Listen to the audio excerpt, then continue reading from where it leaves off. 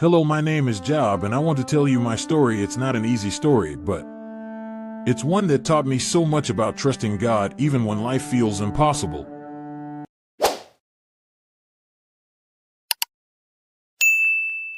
I was once a very blessed man, living in the land of Uz.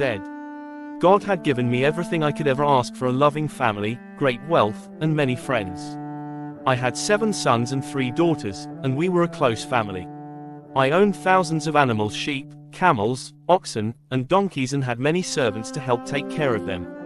People considered me the wealthiest and most respected man in the East. But more than anything, I loved and feared God. Every day, I would offer sacrifices to Him, even on behalf of my children, just in case they had done anything wrong. My life was full of blessings, and I was truly grateful to God for all He had given me. One day, when I thought everything was going as usual, disaster struck.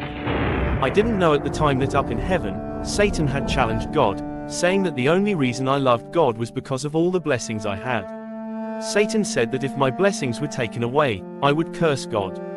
And then it began. One messenger after another came running to me, each one with worse news than the last. First, a servant told me that my oxen and donkeys had been stolen by raiders, and all the servants taking care of them were killed. Before I could even understand that news, another came and said, fire from the sky had burned up all my sheep and the shepherds. And then came the worst. Another servant told me that a great wind had blown down the house where my sons and daughters were feasting. The house collapsed, and all of my children were gone just like that.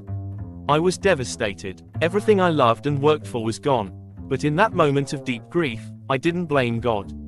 Instead, I fell to the ground and said, "The Lord gave and the Lord has taken away. Blessed be the name of the Lord." But Satan wasn't finished with me. He went back to God and said, "Sure, Job didn't curse you, but that's because he still has his health. Let me take that from him, and then he will surely curse you." God allowed Satan to make me sick, but not to take my life. Soon after, I was struck with painful sores all over my body, from the top of my head to the soles of my feet. The pain was so unbearable that I sat in ashes, scraping my sores with broken pottery, just trying to find some relief. I felt miserable. Even my wife, in her despair, told me, "Curse God and die." But I refused. I told her, "Shall we accept good from God and not trouble?" I still did not curse God, even though I was in great pain. 3 of my friends, Eliphaz, Bildad, and Zophar, came to visit me.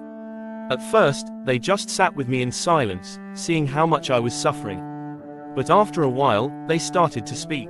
Instead of comforting me, they began to accuse me. They said that my suffering must be because I had sinned against God.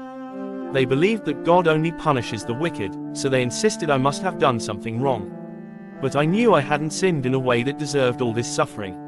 I argued with them, saying I had always tried to live a righteous life and feared God.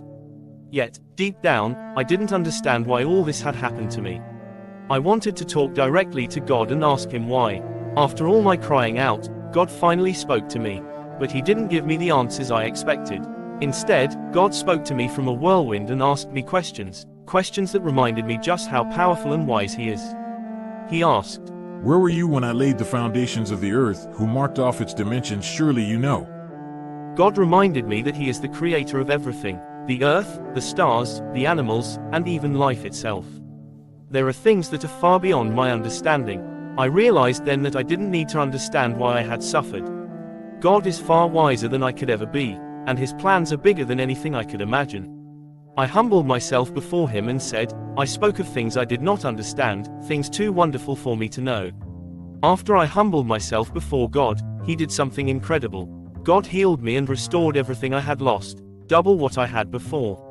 I was blessed with 14,000 sheep, 6,000 camels, 1,000 oxen, and 1,000 donkeys. He also gave me 7 more sons and 3 more daughters. And let me tell you, my daughters were the most beautiful women in the whole land. I lived a long, happy life, surrounded by my family, and I saw my children and grandchildren grow up. The story of Job teaches us several important lessons. Job faced unimaginable loss and pain, but he never lost his faith in God. Even when he didn't understand why things were happening, he trusted in God's plan. This shows us that, even in our hardest times, we can rely on God's wisdom and goodness. The story reminds us that God is in control of everything, even things we cannot understand. Job learned that God's ways are beyond human understanding, and we don't always get to know the why behind our struggles. God's wisdom is greater than ours, and He sees the bigger picture. Job teaches us to be patient and endure difficulties without losing hope. Even though he suffered for a long time, Job remained patient and trusted that things would get better. Patience during hard times is an important part of faith.